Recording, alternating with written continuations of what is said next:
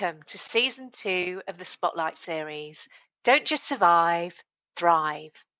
Most of us have experienced challenging times in our lives, particularly over the last few months of 2020. The key is how we choose to respond, whether we merely survive or thrive. My name is Nicola Steel, founder of JJP Talent Solutions, an Australian IT recruitment company. With over 20 years' expertise, I provide insights on how you can transform your career to the next level.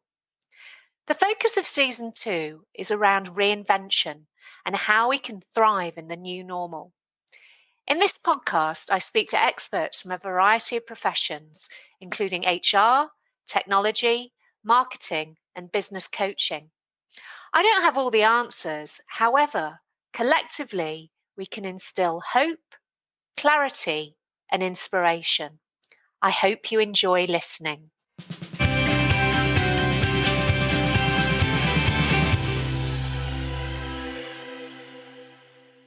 I'm delighted to introduce Bianca Dillon. Bianca is the founder of Be Content Marketing. She's a certified inbound marketeer obsessed with digital technology. In this episode, Bianca and I discuss the magic of inbound marketing, lead nurturing, and marketing automation. Bianca, thank you for joining me on Season 2, Episode 10 of the Spotlight series, Don't Just Survive, Thrive. Thanks for having me, Nicola. My pleasure. Bianca, please tell me more about your background and what you do. Yes, well, when I was counting it up, I realised that I've been working in marketing for more than 20 years now. And I joined inbound marketing about 7 years ago. I was really drawn to inbound marketing because it's just a very smart methodology. It's all about building value with customers. And I see that as such an important part of marketing, particularly in this day and age when, the marketplace is so competitive. In the private sector, with government, with not-for-profits, and of course, it really doesn't matter which sector you're working in. Customers are at the heart of your marketing. So I started Be Content back in 2014 with the aim of really bringing inbound and content marketing to businesses. So we help businesses create inbound and content strategies. We help help them implement marketing automation software and help them scale up their marketing efforts. Our specialty is HubSpot, which is marketing automation software, and that has applications across CRM, sales, customer service, and marketing. And so, as a movement, inbound's really taken off in the last few years, and it's quite an exciting space to work in. It's evolving every day, and I like it that there's sort of always something different to be working on. Fantastic. And it is quite scary when you realise that you've done something for over 20 years and think, oh my goodness, where's the time gone? So in terms of inbound marketing, you tell me a little bit about it then, although I think there was a slight glitch in the system, so in the recording system. So just tell me a little bit more about what you love about inbound marketing and lead nurturing. Absolutely. Well, inbound marketing is all about drawing customers into your business and then nurturing them to create an ongoing, really valuable relationship. So we use content published on websites, on social media, through emails and other digital channels to attract leads, and then marketing automation software to effectively nurture those leads along their sort of buying journey towards actually making a purchase from you and becoming a customer. So the aim is not just to turn strangers into leads and then into customers, but actually it's about building a really strong customer base who will be repeat buyers. They might also become referrers and advocates of your business. So in inbound marketing, we talk about really delighting customers, and that's at the heart of what we're doing with all of our marketing strategies, is this idea of delighting customers. So lead nurturing is a really important part of that process. It focuses on building relationships with your prospective customer with the goal of earning their business when they're ready to buy from you.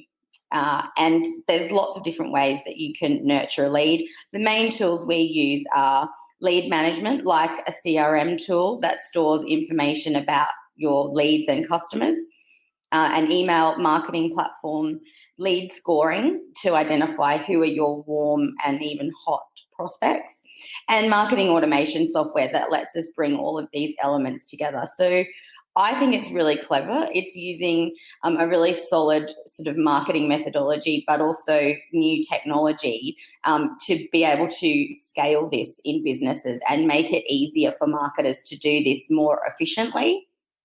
And we know that effectively nurturing can have a really significant impact on the results of your inbound marketing strategy. And it really does help build more loyalty, customer retention, revenue, and a lot of other advantages for businesses. Excellent. So it's much more relationship driven, much more long term, not focused on quick wins. Yeah, absolutely. Because we know that those relationships can then be really valuable over time. And as well, I think that it's much more fun. It's much more engaging having that longevity rather than just a quick win, so to speak. Absolutely. Yeah. And you talk about content. So why is it all about content with regards to inbound marketing? Yes, well, content is absolutely the centerpiece of inbound marketing. We know that most people will start their journey to actually making a purchase with online research. It's so accessible to us now. We've got devices all throughout our homes and in the palm of our hands. So this is where content can really help. We start by understanding what it is that people are searching for, the questions they're asking, and really getting to the heart of the challenge that they're trying to solve. And then we can create content that addresses those questions and really capture people's attention to start to build that trust and that relationship. We know that generally speaking, it can take sort of 6 to 8 different touch points to generate a viable sales lead for a business. So each of those steps requires a different piece of premium content that really speaks to the customer in terms of their wants and their needs and their concerns. The type of content that you create will really depend on your audience and how they want to research things related to your business or your industry. And that could be anything from blog articles on your website, videos, ebooks, case studies, checklists, infographics, podcasts like this, you name it. So it's important to really understand who your audience is and match the content and the format of the content to where that person is in their buying journey. So really getting the right content to the right people at the right time. Absolutely. And I guess as well, in terms of the content, some people like to read, some people like to listen, some people like to see. So I guess it does have to be a video or a podcast or a blog article and getting the message across in several different ways. Yeah, and I guess really understanding who those ideal customers are, because if you take the time to drill down into that, it starts to become self-evident, I think, where, those different formats will be more valuable depending on who that person is and how they want to consume content. Absolutely. And then obviously the different platforms Yeah. and what have you. And the nice thing about doing it that way is that, as marketers, when we have conversations with people and our clients, there's a lot of discussion around different tactics and different platforms. And often people feel like they need to be on all the social media channels and, lots of other things as well. But of course, that can be quite time consuming and costly and not necessarily the most effective way of growing your business. So bringing it back to who is the audience, like where are they, what are the platforms that they're using, and then creating the right content for that platform, for that audience. Absolutely. And also you talk about the buyer journey. So tell me a little bit more about that. Yeah, so the buying journey is really just the process that people go through when they're deciding to make a purchase. In inbound marketing, we kind of define this in 3 stages as awareness, consideration, and decision. So in the awareness stage, your buyer is trying to identify their challenge or an opportunity that they want to pursue.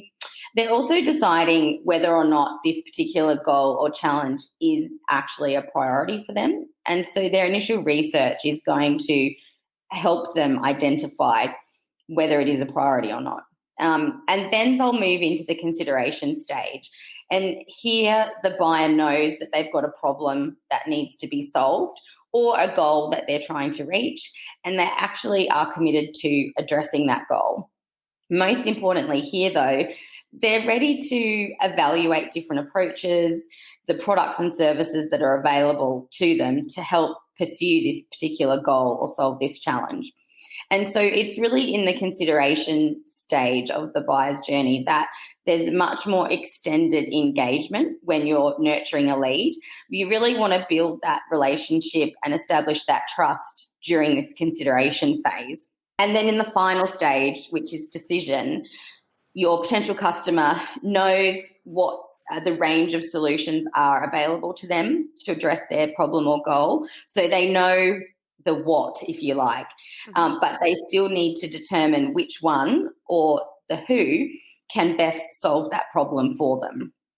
So as you can see, kind of along that journey, the goals, the mindset of the potential buyer is changing quite a bit as they transition from one stage to the next. That's the buyer's journey. And our job as marketers is to really nurture leads through this journey from one stage to the next. And I guess with that, what's really important is consistency. So you're getting a consistent message across, and also doing things at the right time. So if you jump in too quickly, you could maybe repel potential clients. Yeah, absolutely. And that's where your own research into your audience is so important. And keeping those stages in mind, really understanding what's driving people's decision making at each of those stages, and as you say, like how long they need to make a decision. Some products and services are going to have a much shorter buying journey, in which case you need to condense your touch points and the type of content into a much shorter time frame. And obviously for other purchase decisions, they could be anything from 6 to 12 months, depending on the size of the product or service that they're considering. And so understanding the time frame of the journey as well as each of those stages really helps you get a better result. Definitely. It's like the analogy of going into a bar and meeting somebody. You're not going to ask them to marry you within 5 minutes or to come home with you or whatever. Absolutely. That's the single quickest way to scare somebody off. Yeah, absolutely. And I hear a lot, you need a landing page. You need a landing page. What is the purpose of a landing page? Yeah, so landing pages are such a valuable tool for marketers on a business website. Their primary purpose is to actually capture leads. So generally that's going to be done by making an offer of some kind, for example, to download a piece of content like an ebook or a checklist, or maybe it's even to like request a free demo. And then to get the person to complete just a short form, their name, their email address, and maybe one or two other sort of key pieces of information. So this is the most important way for marketers to actually gather leads off a website. If you know who your customer is and you've got a few key pieces of information about them, it's going to be much easier to continue to nurture them as a lead. And as we touched on before, to start providing that more targeted, personalised information in a much more timely way and really building on that relationship. So your main goal with the landing page is to get customers to fill out the form. You want to remove as many distractions as possible. You want to give them enough information to make that decision to fill out the form, but not so much that they're taken away from that sort of objective that you've got. And as with all the other content in inbound marketing, the content of the landing page really is dictated by who your audience is, looking at their interests, understanding their language, and understanding the challenge and issues that they're facing, and then tailoring the content offer on the landing page to that. Because once you've captured their name and address, you can really dig in with some lead nurturing that's highly targeted and gives you a much better chance of moving them closer to becoming a customer. Yeah, definitely. And I think as well, as a consumer with a landing page, there are two things that really put me off. First of all, if the landing page, you're on the website and it appears straight away and you're trying to read something, keep deleting it because you actually are trying to find some information. Yeah. And the other one is when it's just overly complicated or they want all the details rather than keeping it simple. It's interesting, isn't it? Because I think in both of those examples, it's inbound marketing that's actually not being used exactly as it should be. Because if you really do understand like the person that you're trying to communicate with, understanding like the timeliness of things, the fact that they might need to actually read a bit more on your website before an offer is popped up. I'm the same. I find that not just distracting, but really annoying because it's rushing too quickly towards trying to get me to commit to something. And really, it's quite similar to the bar analogy. You need to sort of nurture these relationships over time. And, obviously it's very tempting to be a bit impatient and try and like cut to the conversion, but that's actually not going to suit a lot of people and you don't want to scare people off. So taking your time with those steps and simplifying the offer on the page is, I think, really critical to getting conversions on a landing page. Absolutely. And I was thinking the same thing about the bar analogy as well. So I've got my landing page. I've kept it simple and unintrusive. So I've got all these leads. How do I use marketing automation to then nurture them and convert these leads? Yeah, so I read a really interesting stat recently that a person is 21 times more likely to become a qualified lead when they're contacted by a business within 5 minutes versus 30 minutes after they've taken an action on your website. So 21 times more likely to become a qualified lead if they're contacted in 5 minutes versus half an hour. And I think, that's where marketing automation becomes so critical because most businesses are not going to be able to reach out to a prospect in the first 5 minutes of them taking an action online. I mean, firstly, that could be any time of the day or night. Mm-hmm. And, if you're busy doing something else or your sales and marketing team is busy doing something else, that's not going to happen. But obviously with marketing automation, you can set up no end of automated but also personalized emails that can immediately go out to prospects, as well as easily alerting your team to the fact that there is a new lead that's been registered. So my go-to marketing automation platform is HubSpot. They're a market leader in this field. And with HubSpot, I can build automated lead nurture workflows or campaigns that really align all of my marketing efforts or my clients' marketing efforts in one place. So I guess a really simple example of this would be a lead on your website downloads a piece of content called The Ultimate Guide to Creating a Website. And then using marketing automation, you schedule an email with a follow-up piece of content about building and launching a new website for them to receive just a few minutes later.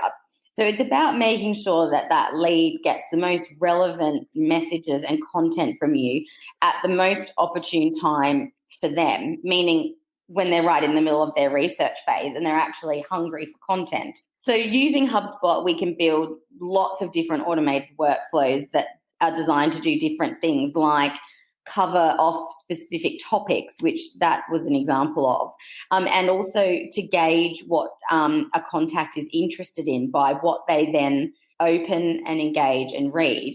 We can deliver really valuable content and offers at each stage of the buying journey. And also we can engage hot leads who are in their final stage. And interestingly, you can even use marketing automation in this lead nurturing process to actually re-engage cold leads. So, if you're looking at your pipeline for your business and you're thinking, okay, it'd be good to see if we could ramp up things a bit over the next few months. Maybe there's some cold leads in your database that aren't actually haven't gone away, but they just need to be re-engaged with some fresh content, maybe some fresh offers, and see what interest you can get from doing that. Fantastic. And it's all automated, so it takes out the time and effort there. So at what point would you suggest a person needs to get involved, contact that potential lead? Yeah, it's such a great question, because obviously what we don't want to take out of this is the human interaction and actually the relationship, because as we know, that's actually the critical thing that we're trying to build. So we're really using marketing automation around the edges of the relationship, able to deliver content more quickly, and in a timely way for people, and also to be able to personalize that content based on the actions people have taken that we can track on a website. So the question of when a person should become involved in the process actually comes down to the buying journey for your specific audience and your ideal customer and for your business. So as we kind of touched on before, every business is going to have a slightly different kind of buying journey depending on what their product or service is and the audience that they're targeting. So we definitely want to make sure that people in your business become involved in the sales and marketing discussion at the right time for customers. So that could be after only 2 or 3 touch points with marketing automation, or for some businesses that could be after 6, 8 or even 10 touch points. So it really does depend on the customers that you're targeting and your specific business. Fantastic. So we've been nurturing some new customers, but what about existing customers? How should we go around nurturing them? Yeah, I really love this kind of aspect of lead nurturing, because we can spend a lot of time finding new customers in general and looking to completely new customers that we've never had any interaction with before. But as it turns out, you can actually find customers from within your existing database, and some of these lead nurturing strategies and certainly marketing automation can help you do that. I suppose there's a few differences though. Like, for example, if you are nurturing just new leads, that might be happening after there's a first conversion. So after they filled out a form on your website, after they download a content offer, after they subscribe to your blog, maybe they've requested a demo or a trial, or maybe, as we said before, you're looking at some re-engagement of some kind of colder leads. But then if you want to talk about nurturing your customers, perhaps that's happening during an onboarding process with your business, or maybe it's around specific product or service education. Obviously, if you're launching a new product, you would want to reach out to your existing customers, and you can build some automation around that. And maybe there's things like support resources that would be really helpful to your existing customers. And also asking your existing customers for a referral, re-engaging customers that you haven't spoken to for a while, getting some feedback from them. And obviously, if there's a renewal for your service or your subscription, using some marketing automation to nurture people at that point in the relationship as well. Definitely. And don't forget about your current customers, which obviously you really, really do need to nurture as well. It's interesting, isn't it? And I think people can be quite aware of that feeling, like they've sort of been left behind a little bit while businesses are focusing most of their time and energy on totally new business. So I love that these kind of strategies, as well as some really great, marketing automation software, can help you build some campaigns around nurturing existing customers that, again, are sort of low touch from your actual team. You build these campaigns, and then they are doing a lot of the heavy lifting behind the scenes. And of course, like we were talking about before, you still then want your team to come into that conversation, even with your existing customers. But with marketing automation, it's doing some of the initial work for you behind the scenes. So in terms of examples of really winning lead nurturing campaigns, can you give me some examples of ones that have really impressed you? So ideally, you're going to want to use a combination of tactics that really are aligned to your ideal buyer, and adding to that a really great understanding of what they're going to need at each stage of their journey, starting with really targeted content, as we've talked about. So, being a bit intriguing, a bit entertaining, working to sort of delighting people with content is a really great aim to have. And, targeting that right audience so that you're identifying the most qualified leads. And then thinking about like the multi-channel lead nurturing strategy. So making sure that you're not just relying on something like email, but actually other channels where your prospects are and reaching them there. And of course, multiple touches as well. So we said, it could take 6 to 8 touch points to convert somebody into a customer, using the right mix of content types and channels to increase those interactions and engagement with that target audience. Being really timely with the follow-up. So following up your leads, keeping them engaged and interested, using marketing automation to do that, but then having your sales and marketing team jump in as required to those conversations, being personalized in your emails, and really, honestly, in this day and age, anywhere else you can use personalization, like across your website or in social media, really using that to promote a bit more sort of customer retention. Lead scoring is a really critical part of any winning lead nurturing campaign.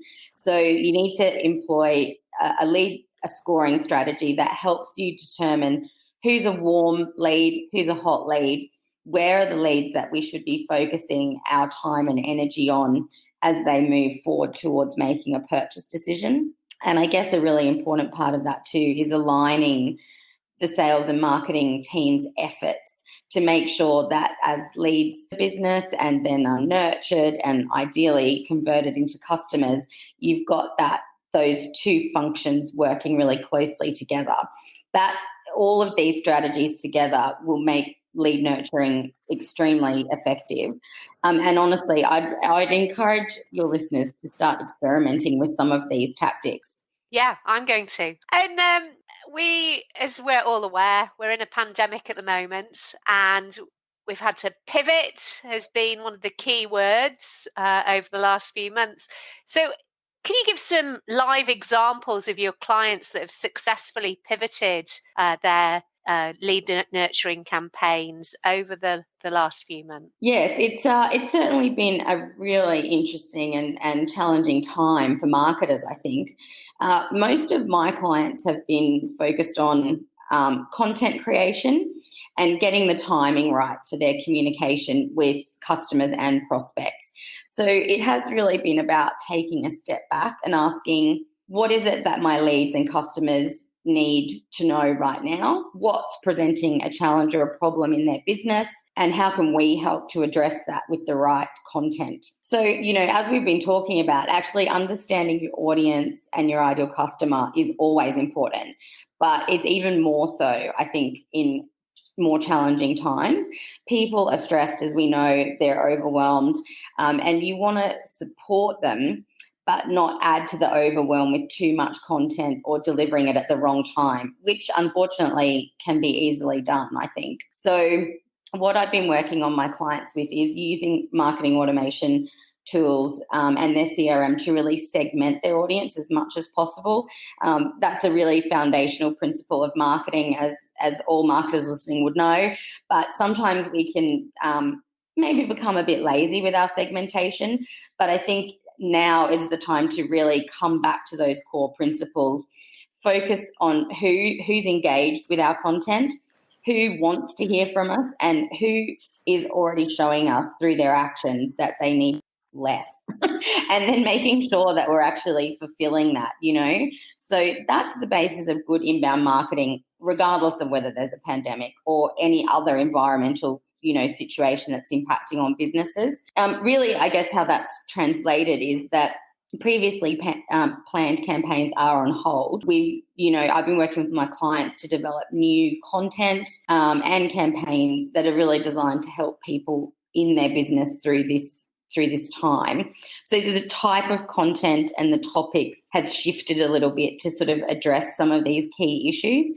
There's certainly been a lot of website updates. So, creating entire hubs of information around the pandemic, a lot of articles that have been created on very specific niche topics to do with the pandemic, and also hosting a lot of webinars online. Obviously with in-person events cancelled, webinars have really ramped up with my clients.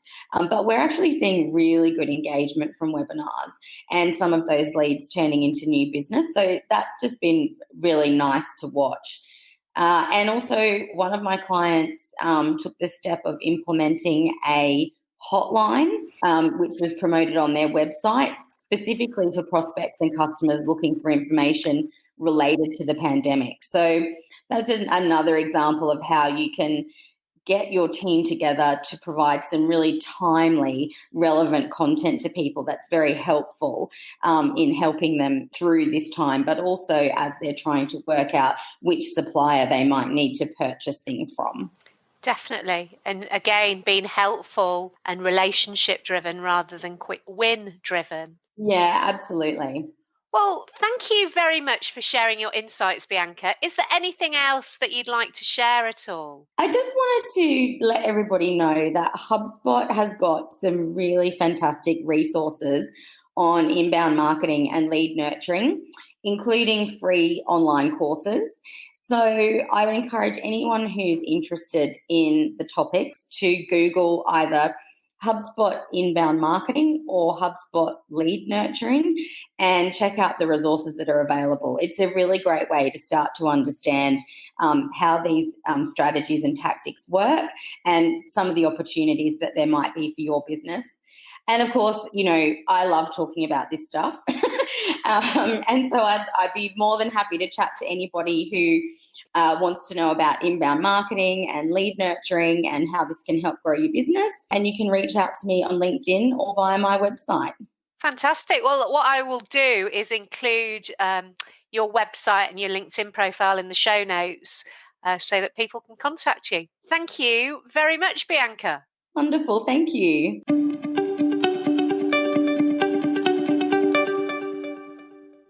I hope that you enjoyed this episode. Please remember to subscribe, rate, and review. If you're looking for career advice, your next career opportunity, or to grow your tech team, then please call me, Nicola Steel, on 0499 773 546, or go to our website, jjptalent.com.au. The Don't Just Survive, Thrive podcast is part of the Spotlight series, which includes the YouTube channel Spotlight on Software Development. If you want more insights into the software industry, particularly tech startups, then subscribe to the Spotlight on Software Development YouTube channel. Thank you for listening. Until next time.